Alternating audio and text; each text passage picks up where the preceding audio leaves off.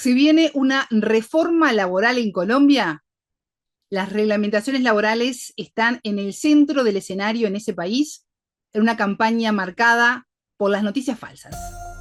Bienvenidos, bienvenidas. Esto es Enfoque con Alejandra Patrone y la producción de los pueblos y movimientos articulados en Avia Yala Soberana. Hoy, junto al asesor político e investigador chileno, Simón Rubiño Sea, magíster en políticas públicas. Enfoque. Geopolítica, investigación, relaciones internacionales. Enfoque. Una mirada profunda y decolonial a los hechos más importantes de nuestra historia. Enfoque. Comunicación articulada para el buen vivir. Pueblos con memoria. El presidente Gustavo Petro impulsa una consulta popular con 12 preguntas. Entre las consignas figuran la inclusión de derechos laborales a los trabajadores, una jornada laboral de 8 horas como máximo y el pago de doble tarifa los días domingos y feriados. ¿Quién podría oponerse a mejores condiciones laborales? Se sorprenderían.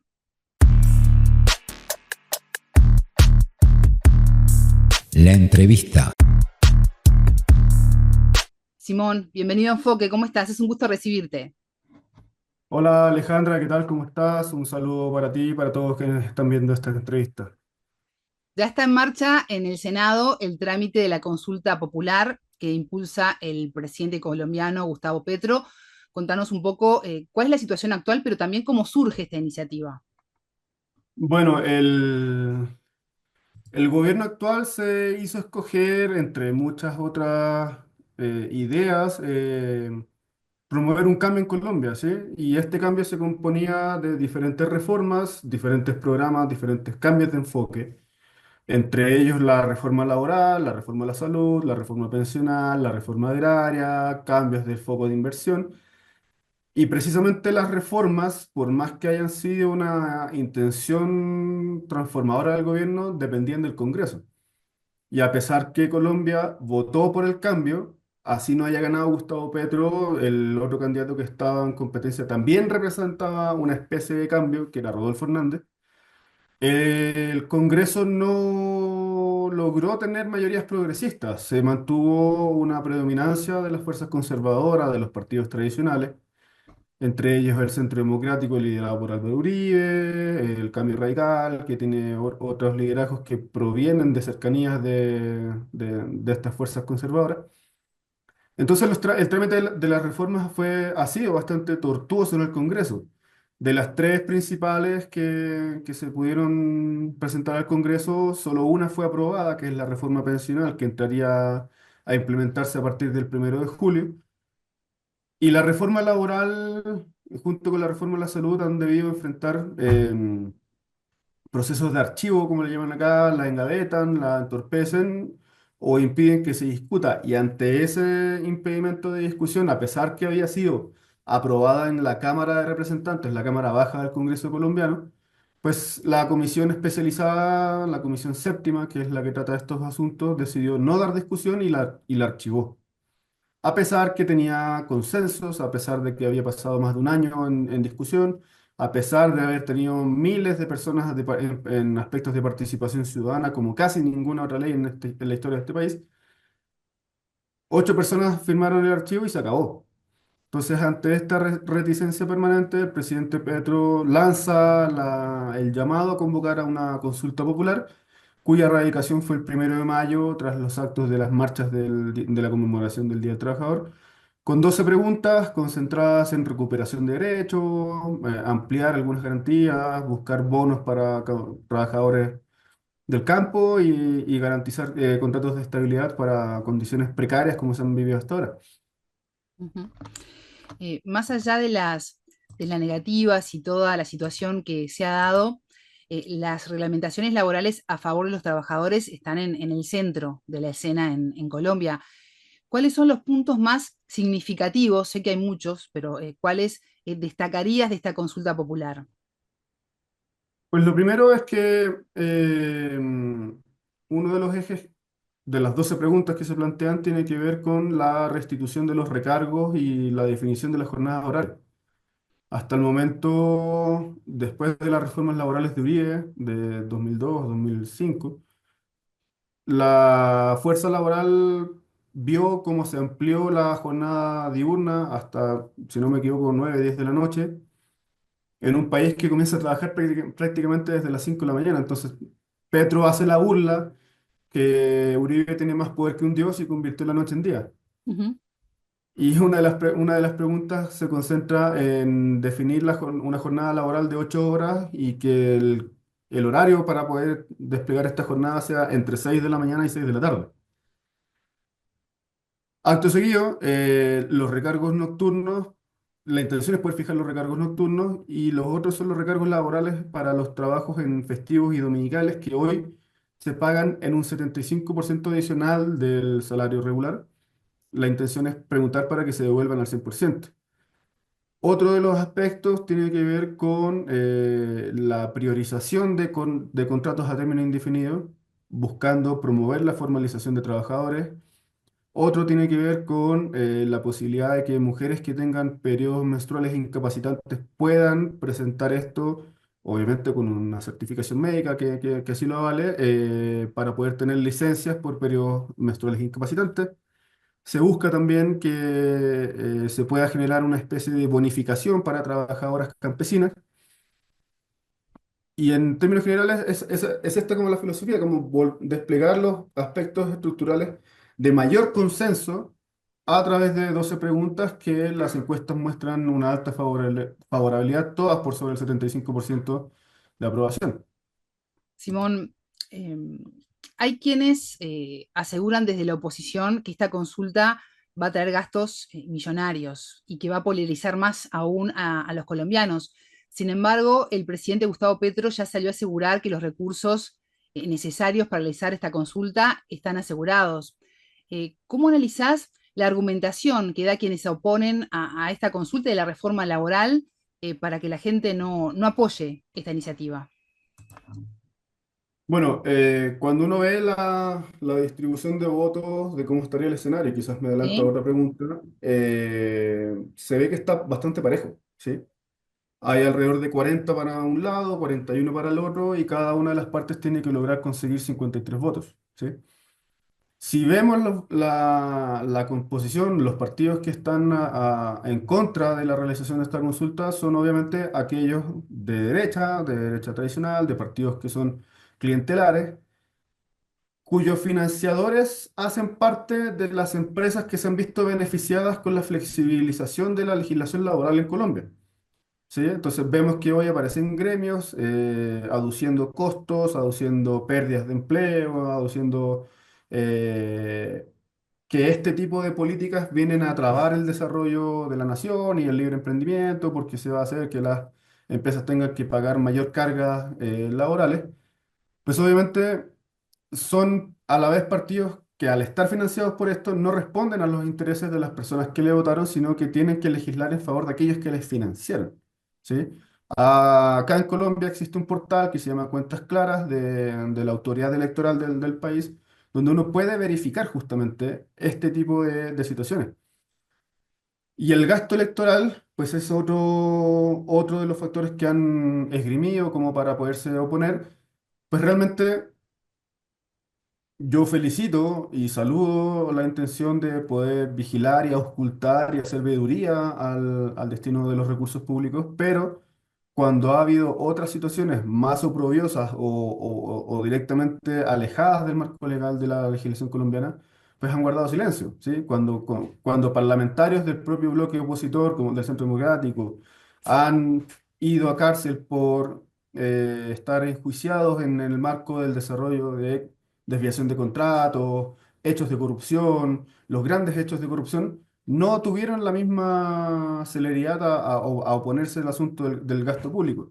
Ahora, el presidente Petro dice que está garantizado los recursos y efectivamente así lo es. Hay un mecanismo que se utiliza acá en Colombia que es la destinación de vigencias futuras o la Sí, apropiación de recursos fiscales de presupuestos posteriores, sí. que ha sido muy normal y que es parte justamente del ejercicio político regular acá en Colombia y no habría mayor problema de realizar este tipo de ejercicios que son justamente la apertura a la participación democrática en búsqueda de retribuir este anhelo de cambio que fue votado en 2022.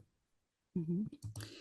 Simón, ¿y cómo está reaccionando la población colombiana a las noticias falsas, teniendo en cuenta que esto ha marcado las campañas a nivel de América Latina de los últimos años? ¿Hay un despertar, un tomar conciencia de que estar informado a través de fuentes verificadas y escuchando las argumentaciones? ¿O todavía las fake news están abriendo camino en las campañas políticas?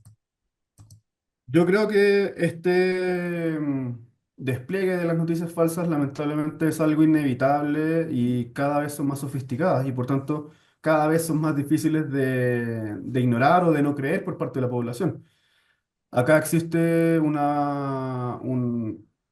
una costumbre de creer lo que viene de los medios y hoy por hoy hay figuras de la oposición que salen abiertamente a mentir a los medios para poder restringir o constreñir la libertad de pensamiento o la libertad de decisión política de las personas. Se vio acá en 2016 en el acuerdo de paz donde directamente mintieron y lograron su cometido y pudieron decir no a la paz. Un hecho impensable quizás para una sociedad democrática, pero que en el marco del avance tecnológico y en el marco del mal uso de la libertad de expresión, pues obviamente se logran colar y terminan haciendo mella en los resultados electorales que buscan una mayor democracia. Se vio también, por ejemplo, en Chile, donde obviamente no estuvo solo mediado por la fake news, sino también por el contenido propio del texto, es que se vio una exacerbación del rechazo al primer proceso constituyente. Esto no está normado acá en Colombia, no hay límite para ello. De hecho, hoy por hoy las precandidaturas presidenciales de la oposición están gastando miles de millones de pesos colombianos en promover sus campañas antes del periodo legal. No sería extraño ver que también comiencen a mover millones de pesos en contra de la realización y en contra de la participación, que ese puede ser uno de los focos que puede enfocarse toda esta desinformación, todas estas mentiras, y no son posverdades, son mentiras, Ujú. buscando que la gente no participe y así impedir que se convierta en un mandato obligatorio para el Congreso de legislar al respecto de las materias que tratan las preguntas. ¿Y qué estimaciones hay si se aprueba esta consulta popular? ¿Cuál sería el impacto en el país? Bueno, el proceso legal implica que de aquí al 31 de mayo el Congreso debe pronunciarse.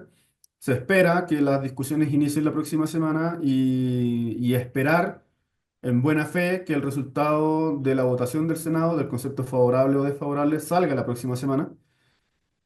De ahí en adelante, el presidente debe emitir un decreto, pero el plazo comienza a partir de la aprobación o rechazo, perdón, a partir del concepto favorable del Congreso. Entonces la consulta debería realizarse a más tardar en el mes de agosto, y eso implica que a contar de agosto, el Congreso tiene un periodo legislativo para tratar la materia. Por lo tanto, tiene exactamente de aquí a que asuma un nuevo gobierno la obligación de legislar al respecto de los asuntos laborales. Entonces, obviamente, esto se va a convertir en un clivaje electoral donde se podrá ver las posiciones de aquellos que están en favor de fortalecer justamente los derechos laborales de las personas o bien aquellos que están oponiéndose o a favor, perdón, me enredé un poco, pero se va a convertir Entiende. justamente en este balance de quiénes están a favor, quiénes están en contra y puede volver a marcar las elecciones del 2026. Ujú. Simón, ¿y qué pasaría, qué escenario puede venir si el Senado no aprueba esta iniciativa? ¿Se viene una huelga general en el país? Es muy probable que el presidente, o sea, no es muy probable, lo más seguro es que el presidente salga a llamar a que haya movilizaciones. Habría que ver el término, el tono, la forma y la duración de estas, que obviamente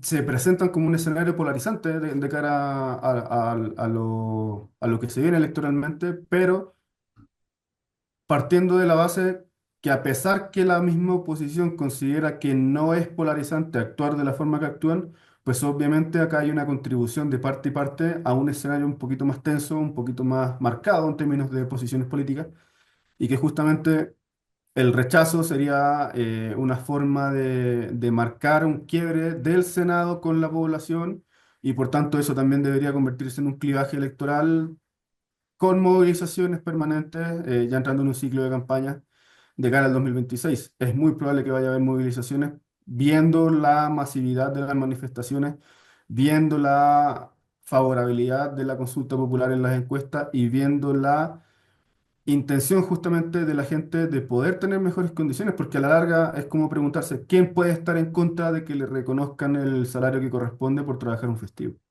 Ujú. ¿Cómo está el empleo en Colombia, su calidad, la informalidad, teniendo en cuenta además los estragos que hizo en todo el mundo el COVID-19? Bueno, el desempleo en Colombia está en un dígito,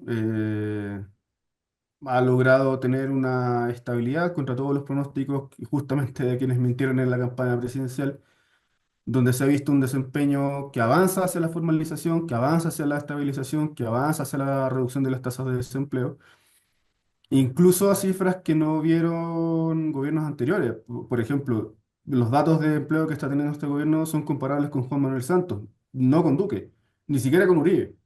Entonces estamos viendo que es un gobierno que ha logrado avanzar en políticas de mejor empleo, que obviamente también ha incrementado el salario mínimo en tasas proporcionales muy por sobre lo que lo habían hecho gobiernos anteriores, pero también tiene un desafío muy enorme de ver cómo aborda, porque no solamente se trata de reducir el asunto de la informalidad, ¿sí?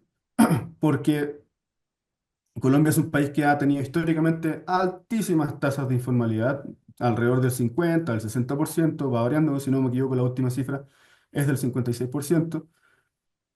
Pero la informalidad también es un motor de la economía, ¿sí? No podemos ver o entender solamente que la informalidad es un aspecto que hay que combatir, que hay que reducir, sino que hay que ver cómo el gobierno también ha venido relacionándose con estas economías informales.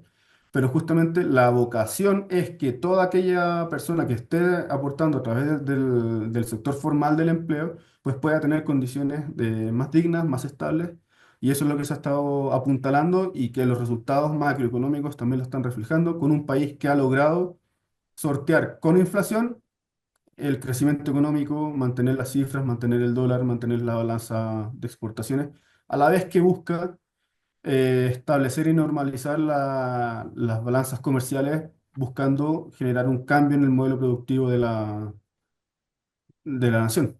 Ujú. Simón, ya en los minutos finales de enfoque, me gustaría pedirte una reflexión de la importancia para los trabajadores y para el país de que se apruebe esta iniciativa.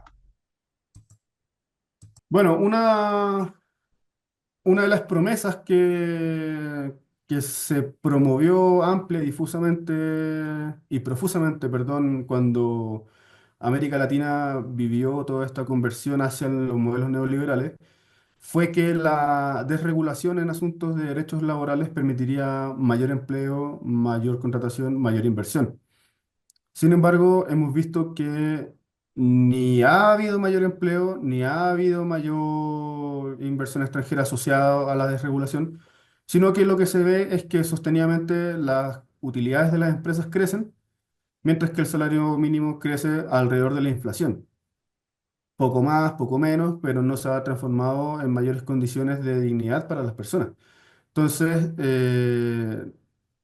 lo primero que me parece es que lo que pueda lograr Colombia puede ser muy importante para la región porque puede hacer una invitación justamente a que se recuperen los derechos laborales, a volver a trabajar hacia la